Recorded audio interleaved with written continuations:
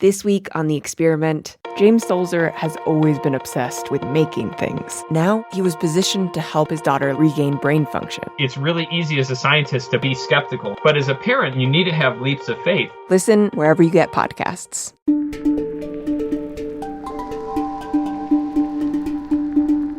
This is The Takeaway. I'm Melissa Harris Perry.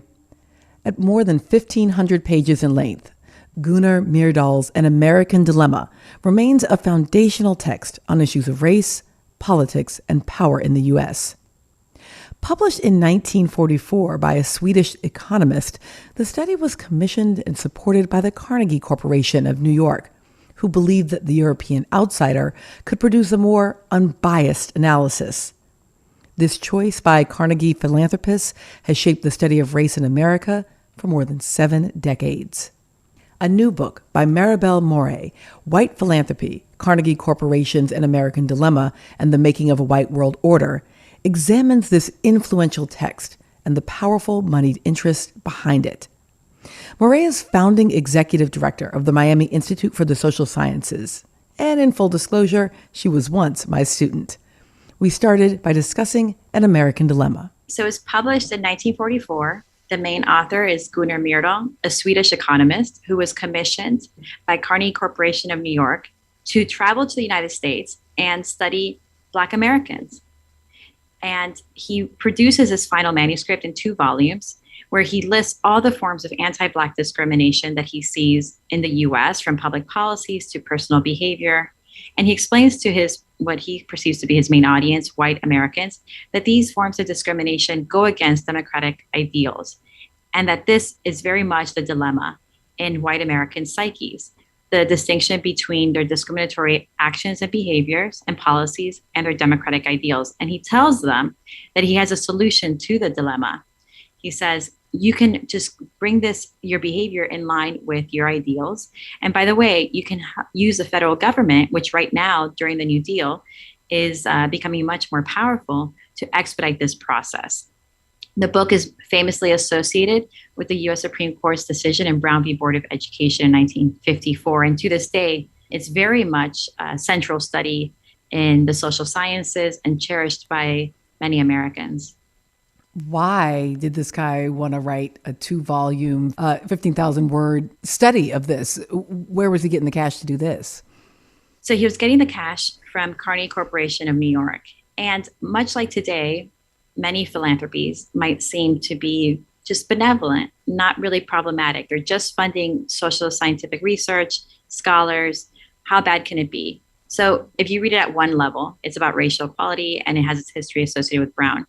But it had deeper intentions. And that's what we can see if we study Carnegie Corporation's intentions behind the book, and also how Myrdal dialogued with those intentions. Say more about that, because again, even the way you've described it here, that the solution is, we've got this American creed of individualism, of civil liberties, of equality of opportunity, that even sort of enshrined in our founding documents, right? This notion of self-governance and the experiment in democratic reliance on the rights of individuals. And that if simply the nation came into line, right, with those ideals, that we would see a different, far more equitable society. I mean, it feels to me like, yes, let's have a parade for An American Dilemma, for Myrdal, and for the Carnegie Corporation for funding it. Why is there a problem here? Because we already know from the very start, there's the signs are already in the text. So that's the one layer. We can just stay at the layer of equality, racial equality, but you sense it. A lot of us sense a problem with the project. And he didn't hide it too much. So if you read the text itself, for example, he writes, Americans also recognize that America has to take world leadership. The coming difficult decades will be America's turn in the endless sequence of main actors on the world stage. And he says, for perhaps several decades, the whites will still hold the lead, and America will be the most powerful white nation. So his policy prescription in the book is supposed to help the U.S. maintain and even become a stronger presence on the world stage as a white nation. And we see it too, that his urgency in the book, it cannot be disentangled from the fact that he wrote it during World War II. And he wanted to promote a positive image of white Americans on the global stage. So he's talking about a dilemma that is moral. He's trying to suggest that white Americans are moralistic by contrast to Germans in their treatment of Jews versus white Americans in their treatment of Black Americans. Is this just a matter of the time in which it was written?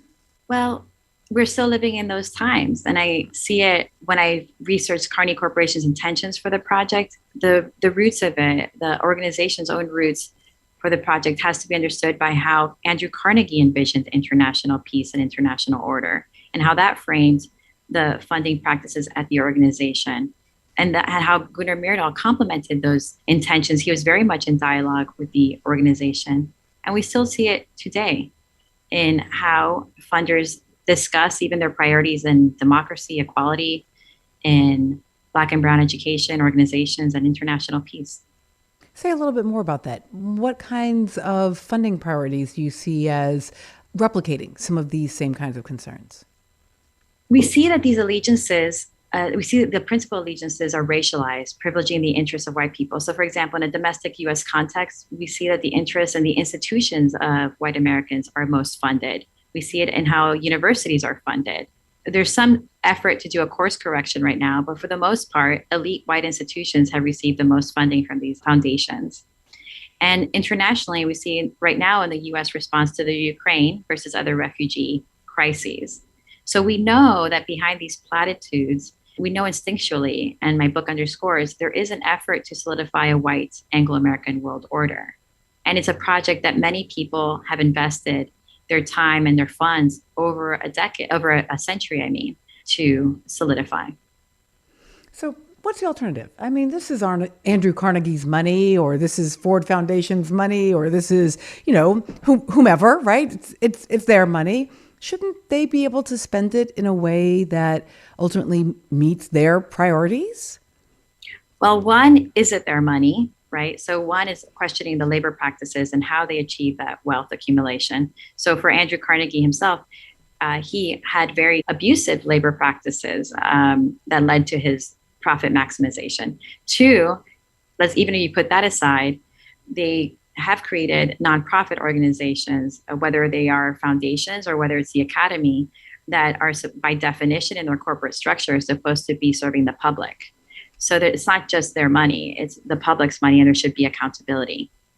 And three, I think there's a value in just being honest about what the intentions are, because that just gives everyone just much more clarity and we'll feel more empowered. So I can't do very much that a dominant definition of equality in the US, as I explain in the book, from Myrdal's book, suggests that I, as a Cuban American, as a Latina, should be okay in devaluing my own identity, my own language, in order to assimilate into white American, Anglo-Americanness. I can't do very much about that per se, but what I can do is know that that's not the only definition of equality, that it's been established by certain people with certain interests, and that there were many other critics who saw very different definitions that are much more empowering, from Oliver C. Cox to Ralph Ellison to many others. So what we can do is break down the veil and see truth.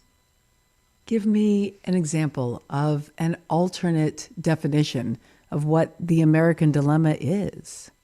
I think the American dilemma is, are we really advocates and champions of equality, of democracy, and international peace, as we say we are?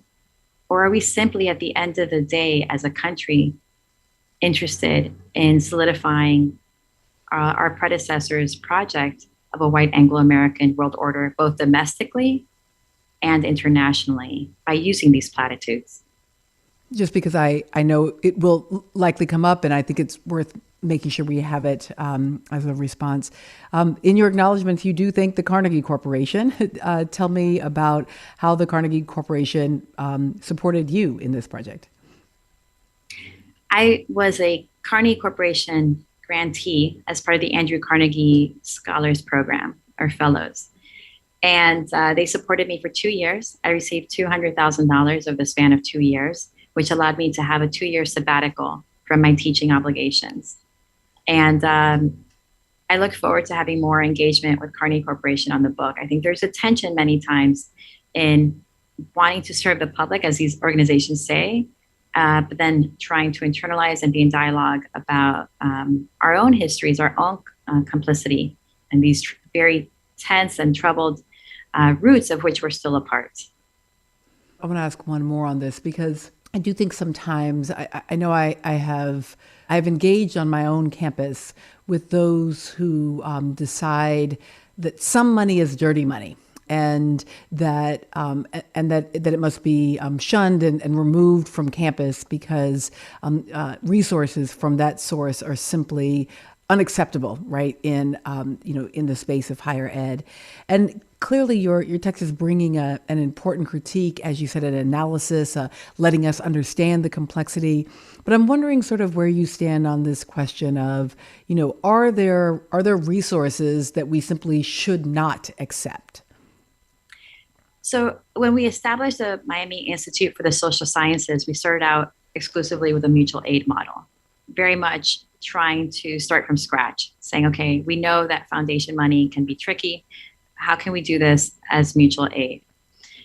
We're increasingly doing a mixed funding model, but very much in mind that foundation funding can really shape the projects we do, because instead of being accountable to each other and to the global majority, that makes us accountable to program officers in the global north who are not always sympathetic to projects that are for and among and by global majority scholars. So an audience and executors who are very much decentering white Anglo-Americans.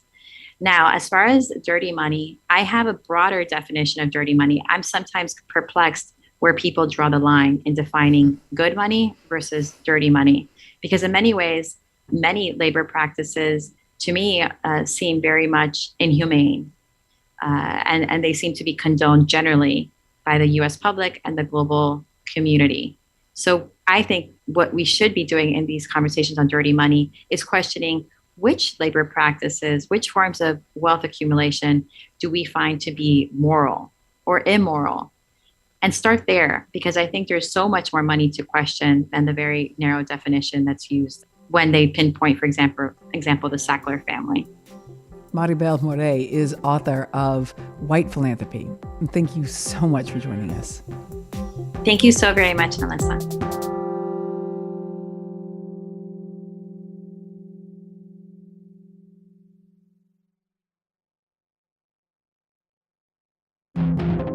This week on the New Yorker Radio Hour, an honest conversation about returning to the office.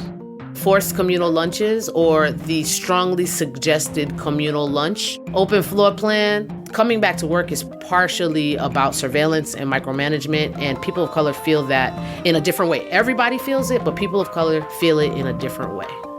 That's the New Yorker Radio Hour from WNYC Studios. Listen wherever you get your podcasts.